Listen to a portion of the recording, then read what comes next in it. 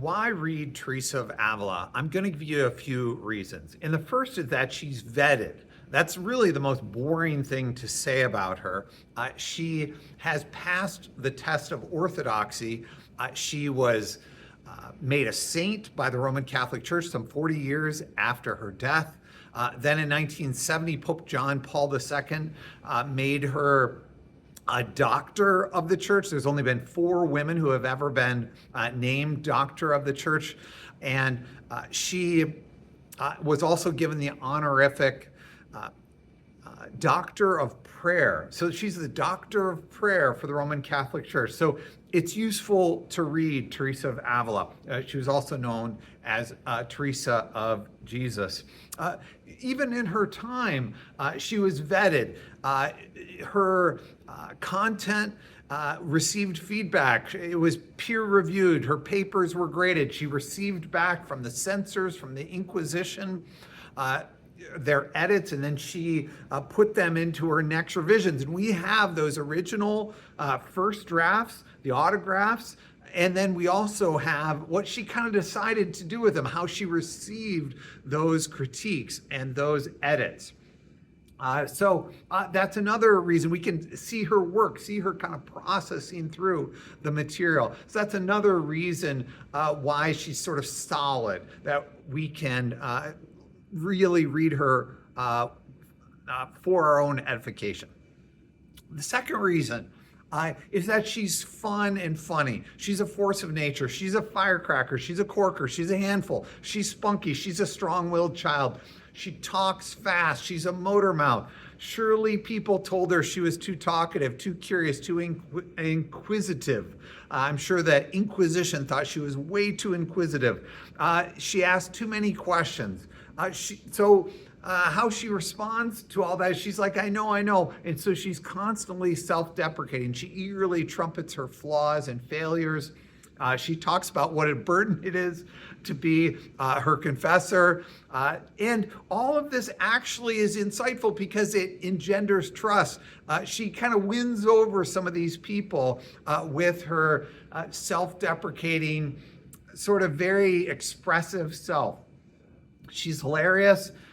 She talks about being disorganized and scatterbrained. She's actually not really in her financial affairs and her organizational affairs. But yes, when she's trying to write down all that she wants to say about prayer, she's kind of rambly and all over the place. She loses her place and goes off on digressions. She goes after, down rabbit holes. And you get this sense, just read any passage almost from her work, and you'll just see that she talks fast. She's into superlatives. She says halfway through, I remember reading The Life, she says that, she's dropped anyone in her life who didn't love God. She thinks she's done that. She urges people to cut off all contact with their relatives. Then again, she says it's okay to keep in touch with your mother and father because they really love you. Oh yeah, and maybe your brother and sister too because they love you too. She cries a lot because she gets discouraged and misunderstood. She considers herself an expert in women. She does not trust the opinions of men who say this or that woman will be a good nun. So often we tell people like this to pipe down. I think about that redheaded little girl, that strong-willed child, whatever, that uncle, that aunt, that grandmother who's a fiery, that kind of thing. But we see a kindred spirit here in Teresa of Avila. And I think we can learn from that winsomeness, that funniness, that her being herself, of kind of downplaying who she was, or downplaying kind of these aspects of who she is as kind of flaws and faults. I think it's sort of disarming. And she does that because she's trying to kind of fly underneath the radar of the censors. She's trying to kind of make them not worry about her. I'm just a woman, I'm just the weakest person. I'm just trying to do this little thing. I know I'm a mess. And so I think there's some reason strategically why she does that. She's trying to have people underestimate her, but I also think there's just something fun and human about her. She even kind of talks about this theologically. She identifies and talks all throughout her work about the many women. You can think about the woman at the well, the different Marys throughout the Gospels who talked with Jesus, the Syrophoenician woman, all of these women who Jesus received well, even though they were a little bit expressive, kind of saying what was on their mind, a little headstrong. Jesus received that quite well. And actually, Teresa also points out that oftentimes the men in her life or the authorities don't do this as well. But she says, well, Jesus will receive us, even though we don't have it all together. All right. The third reason is she's shrewd. She finds a way. She's scrappy. She's resourceful. She's whip smart, for one thing. You can just see that. And then, the biographical material about her, regarding Bible, prayer, financial issues, legal issues, politics, human nature, home remedies. She can keep up. She's interested in all that stuff. She's really trying to figure out the right way to do all that stuff. I picture her as this little, soccer or hockey or basketball player who's sort of weaving through the defense and scoring goals. That's what I think of when I think about Teresa. So, she's in this big convent with like 200 women for a long time, but it's not as rigorous. And so she schemes this idea to start a little one. And so she gets her brother-in-law to fix up a house that's kind of too small, but still she does it kind of in secret. And then she kind of gets permission, not from the monastic authorities because they wouldn't have agreed because they're running the big monastery. So she goes to kind of the church authorities and she gets permission to open this thing. She opens it kind of in the dead of night, gets it started, and the people in the area will not be pleased. But once it's started, she takes off. And so she has that kind of better to ask forgiveness and permission kind of approach. Another thing, I've got a bunch of these little anecdotes, but another one is that they really want, in order to kind of keep things within bounds, what the Roman Catholic Church wants, the Inquisition wants, the authorities want, is for you to only pray vocal, or that is manuscript, like written out prayers that have already been written by church authorities. So you don't start, getting outside the bounds of what's permissible. And so, Teresa responds to that and says, well, she wants to do prayer that's a little bit more improvised. And so, but she'll say things like, okay, you want us to do that? Well, we'll do that a lot, that Lord's Prayer. You want us to do the Lord's Prayer? Well, we will do that a lot. We still have that. So, and basically the censor is like, wait a second. I hear what you're up to. You're going to riff on the Lord's Prayer with your improvisation. You're not going to just pray that Lord's Prayer, in this kind of robotic way that I can see that you're going to use that as a springboard to continue to pray in more creative ways. So anyway, she goes around things. The inquisitors are concerned about, all kinds of stuff that she's doing, but mysticism, Lutherans, they don't want her to do any of those sorts of things. But really at the time, there were women, they didn't want women to do any thinking. They didn't want women to be out of the house at all. They didn't want women who were in convents to even leave the convent without permission, that kind of thing. And so anything was going to be an offense to them. And so how she responded to that, which cracks me up a little bit, is she said, well, what if I created an organization? What if I created a convent just for the sole purpose of praying for the male clergy? It's just like this funny way to get women together to be able to do their thing among themselves, where they could learn, they could encourage one another, they could be strict, they could grow in Christ. But ostensibly, it's to pray for the male clergy. All right. Another thing is, right at the beginning of Way of Perfection, she says, I wouldn't have written this, but my fellow nuns really asked for some direction on prayer. They wanted some help and advice, so I'm obeying them. This is not my volition. So it's just, again, a funny way to kind of, she's doing it, but she's sort of saying, I'm just in obedience to them. What can I do?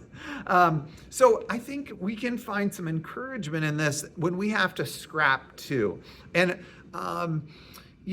I worry about the word expedient. I worry about the word of like cutting corners because you're not doing things that are ethical. I worry about that kind of thing. But Jesus did say, something about, the people of the world are more shrewd than the people of God, or something like that. The shrewd manager story. And I do think that there is some sense where if even you do look at Jesus' life, you do see Jesus doing things subversively. Like somebody would ask him a question, he would answer it a little differently. He would answer a different question. And so I do think there's something to be said for using your mind and finding ways around things for good.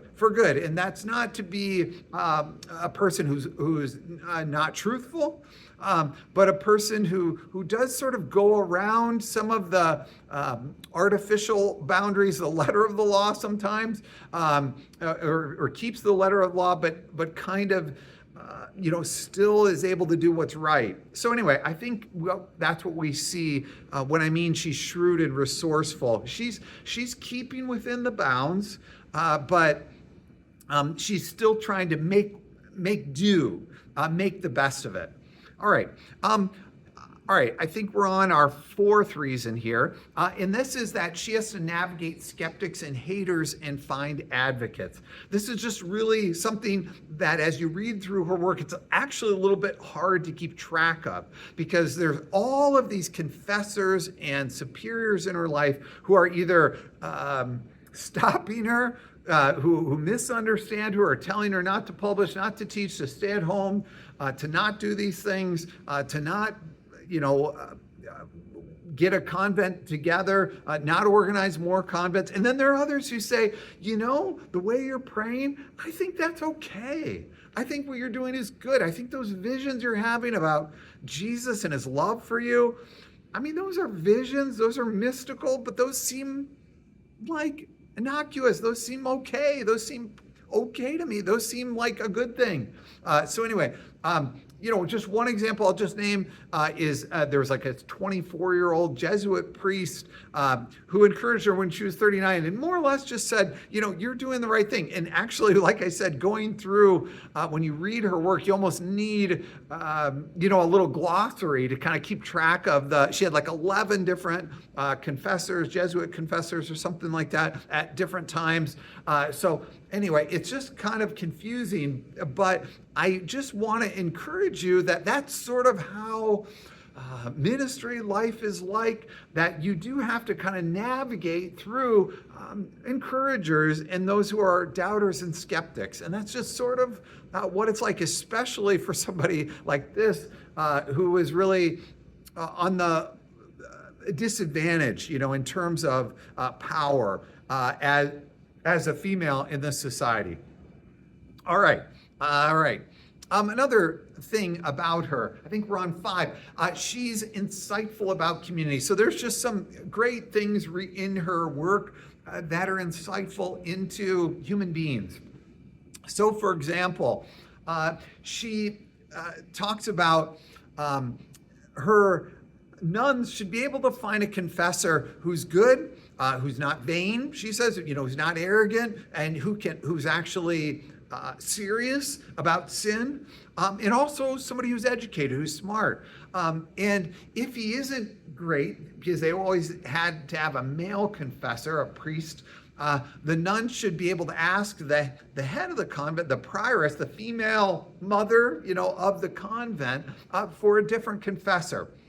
And she advocates that what should happen, and this ended up being the case as a policy that she got put in place, was that the confessor, the friar, the preacher, the outside confessor should actually kind of work for the convent. And so it shouldn't be, Teresa said, a vicar, a supervisor of the convent.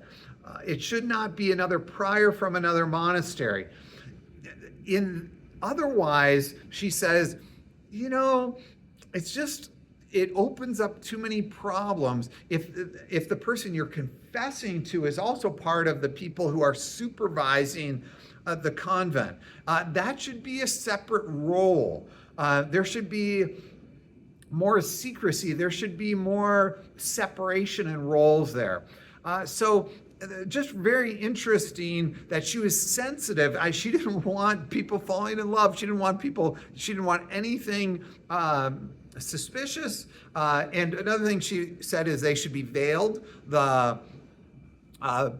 woman who is confessing should be veiled. She also said at one point, if the whole convent of 13 get through in a half hour, that's probably fine. So anyway, just kind of this idea that there's some potential for sparks or just some odd stuff to happen in that relationship. And so again, that's something we sometimes say to somebody who's going to a therapist. And if you didn't like that therapist, maybe go try a different one. So that sort of thing is okay. Again, it's just sort of amusing too that she says that it's not too much to ask that the confessor should be good and kind of smart. So that's great. Women should be able to, these women nuns who are really trying to do what's right should be able to have good advice. Another thing she warned about is about best friends or a really close friend within the convent. She really wanted the 12 or 13 to all be friends. And so she said, watch that. That's not good usually to have that kind of really special friendship. It kind of creates cliques and that sort of thing. So this was something that throughout her life, then she ended up overseeing a whole series of convents that she had to continue to write to the prioresses as the founder and try to work through some of these issues, relational issues among the women in the convents. All right, seventh here. I think that's the number here. She's strong-willed for good as a leader. Let's see here. Strong-willed for good. Yes, I was just going to say that why she wanted to do this was that she was in this big monastery for a long time, and there were class distinctions. Rich and poor kind of had different privileges within the monastery, within the convent. And so she said, no, I just want something like 13 disciples like Jesus and his disciples, and no different privileges, that will all have kind of the same vows and that sort of thing.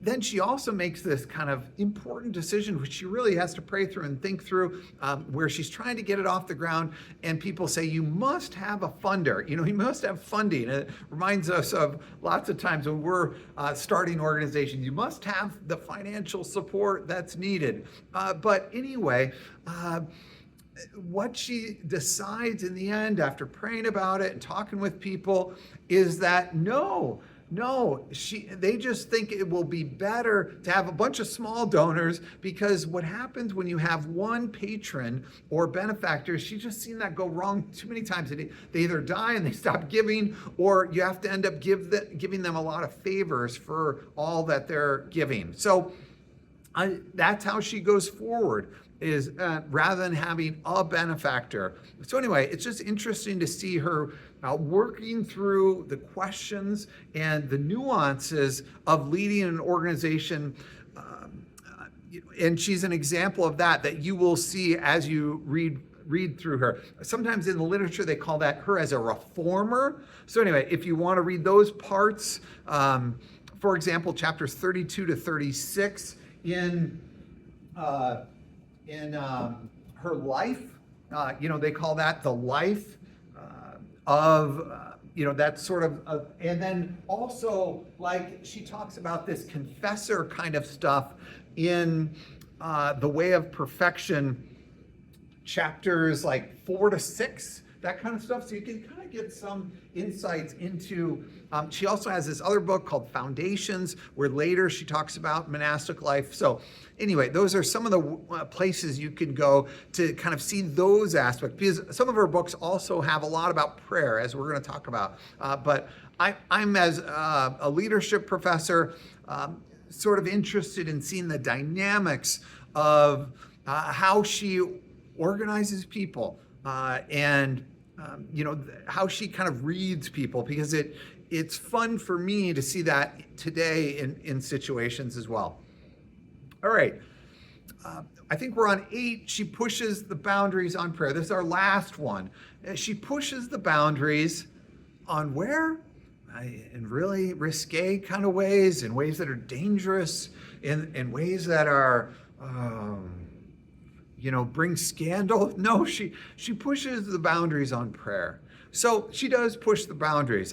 It may be a bit odd for you to see at the end of the life, her talking about, she just kind of lists through a bunch of different visions she's had, where she at a funeral sees something, or at a death she sees something, or in a worship service she sees something. She sees little visions in prayer, and I'm not sure exactly what to make of all those things. Some people would say she's got an active imagination. Isn't that what we say about kids? About artists, we say they love images, they think in images. I always like when artists create something abstract and beautiful, a song, a painting, a sculpture, a movie, and people say, what does that mean? What does that mean? And the artist says, right, I can't explain it in words. That's what the piece of art is for. And so I do think there is something to be said for images. And what I mentioned earlier is that, this is in the mystical tradition, or is it in the prayer tradition? It is, I think, probably less scary or controversial to just say she's just trying to learn about prayer. It's great where she, again, I think one of the ways to explain it is that she felt like vocal written prayers weren't doing it for her. She said her mind was like wild horses. Great line. And so, and she was trying to pray without ceasing, which is a line in scripture. And so the idea was that, and you see it, is that she's kind of just improvisationally branching into prayer as she's thinking, as she's working through life, and she thought that was okay. And so she goes through a series of things, a series of steps, such as contemplating and then quieting herself and then repeating things like the Lord's Prayer. There's more of this in the Interior Castle, which was her kind of more final book, kind of her on prayer. So I'm not sure whether you're going to get into that. Maybe you will love it. Maybe that won't be your cup of tea. But what I really found is that it was inspiring. I was reading through her, and she was saying, God told me this, and it was basically God told her to do good things. And I stopped what I was doing, reading Teresa, and went and did a good thing. So I think maybe for you too, it will be inspiring to see how she models prayer. Even as she's writing, she's sort of telling stories, and then she kind of breaks into prayer. And I think it's a good model for us about praying praying without ceasing, having this personal relationship. That was kind of this, unusual thing, to have this personal relationship with God. And so, again, this is maybe closer to like the charismatic tradition nowadays. We'd call it the Pentecostal charismatic tradition, where people say, do you have a picture in your mind? Are you having a vision? Is God speaking, saying something to you? And these are things to kind of work through with others, with Scripture, to try to make sure that you're not, coming up with things that are inconsistent with Scripture, that sort of thing. So, for example, also, she had some Women we see in her letters who are kind of off the deep end, who are screaming, who are at some of her convents, who grew up with trauma. One of them did, for example. And she advises those women. She like writes the prioresses, the mothers of those convents, and she says, make sure they're eating enough. They should be eating meat. They shouldn't be fasting if they're kind of in the state where they're kind of out of control.